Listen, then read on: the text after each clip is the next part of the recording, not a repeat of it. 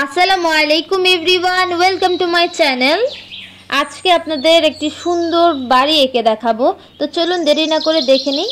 আমি এখানে প্রথমে একটি সোজা দাগ দিয়ে নিলাম। তারপর এখানে আপনাদের স্কেলের 1 ইঞ্চি পরিমাণ দাগ সোজা করে টেনে নেবেন, দুই পাশেই সমান করে টেনে নিতে হবে। তারপর আমি এটার উপর আবার সমান করে স্কেলের সাহায্যে দাগ টেনে নিব। ঠিক এইভাবেই আমি উপরের দাগটাও আবার দিব। আমি এখান থেকে 1/2 ইঞ্চির মতো ফাঁকা করে রেখে তারপর খালি রেখে আমি এখানে আবার একটা দাগ টেনে নিলাম। তারপর আমি উপরের দিকে আবার একটা দাগ টেনে নিব। সেম এরকম ভাবে আমরা উপরে আবার একটা দাগ টেনে নিব। এটা 3তলা বাড়ি বানাবো, যার কারণে আমি 3টা দাগ দিয়ে দিলাম। তারপর আমরা প্রত্যেকটা বাড়ির আলাদা আলাদা ছাদ দিব। তো আপনারা এখান থেকে যে এক্সট্রা দাগটা আছে তার থেকে উপরের দিকে একটু টেনে দাগ দিলেই চালটা হয়ে যাবে। খুব সহজেই আপনারা এঁকে ফেলতে পারবেন। তো আমি এখানে দাগগুলো দিয়ে দিচ্ছি। এখন আমি পুরোটা ছাদের দাগ টেনে নিব। এইভাবেই খুব সহজে আপনারা আঁকতে পারেন। আপনারা একটু ফলো করলে দেখতে পাবেন আমি কিভাবে সুন্দর করে এঁকে নিচ্ছি। তো আমার বাড়ি আঁকা শেষ। এবার আমি এগুলোর দরজা দিব, ঘরটার দরজা দিয়ে দিব, একটা দরজা দিব। তো এরকম স্কেলের সাহায্যে আপনারা সোজা দাগ দিয়ে দরজাটা এঁকে ফেলবেন। এখানে আমি তালার মতো একটা গোল দিয়ে দিলাম। তারপর আমি জানালা আঁকবো। আমি দুটোর জানালা সমান রাখার জন্য স্কেলটা একই বরাবর রেখেছি। সুন্দর করে আমার জানালাটা হয়ে গেছে। এখন আমি দোতলার জানালাগুলো বানাবো।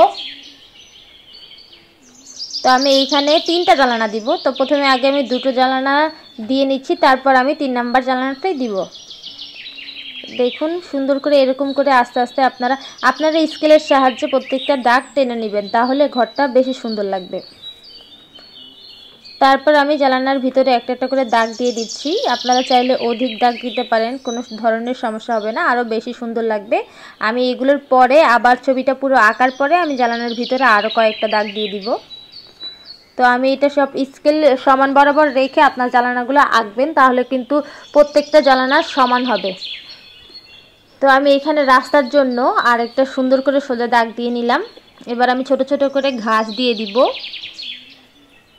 তো আপনারা দেখুন একটা ছোট একটা বড় এরকম করে আপনি যে কোনোভাবে আপনারা যেভাবে পারেন ওইভাবেই এই ঘাসগুলো দিয়ে দিবেন।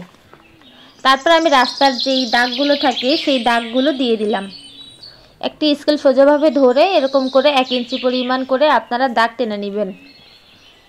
তারপর আমি এখানে একটি গাছ এঁকে দিব। গাছের জন্য আমি প্রথমে লম্বা করে সমান করে দাগ টেনে নিলাম। এবার আমি হাতের সাহায্যে ডালগুলো দিচ্ছি। আপনারা চাইলে স্কেলের সাহায্যে এই দাগগুলো টেনে নিতে পারেন। তারপর এই ডালের ভিতরে আপনারা এরকম গোল গোল করে ঘুরিয়ে ঘুরিয়ে গাছের পাতা দিয়ে দিতে পারেন।